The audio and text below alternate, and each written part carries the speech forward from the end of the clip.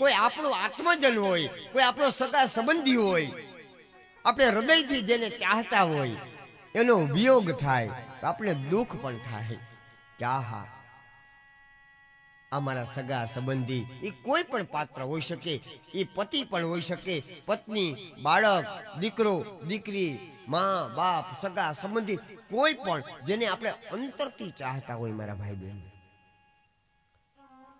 અને તે આપણાથી છેટા વહી જાય તો વિયોગ થાય અને દુઃખ થાય, અને એ જ અમુક સમય પછી પાછા મળી જાય તો મિલનનો આનંદ જે પેલા હતો ને એના કરતા વિશેષ આનંદ આપનો થાય, વિશેષ. કારણ કે જેટલા નજીક રહીએ એના કરતા જરાક વિયોગ થાય ને અને પછી જે આનંદની પ્રાપ્તિ થાય એ અનેરો આનંદ હોય છે. જ્યારે પરમાત્માને માટે સંયોગ અને વિયોગ બંને સરખું છે. એક વૈષ્ણવે પ્રભુને કહ્યું કે હે નાથ, તમારું સ્વરૂપ એક સરખું જ રહે છે, તેમાં થોડું પરિવર્તન થવું જોઈએ. પ્રભુએ કહ્યું, જા, હવે તને મારો વિયોગ થશે.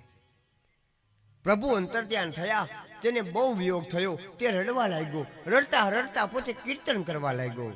ત્યારે પરમાત્મા જ્યારે પ્રગટ થયા, તે ખૂબ જ આનંદિત થઈ ગયો, અને આનંદ આ વધ્યો ક્યાંથી?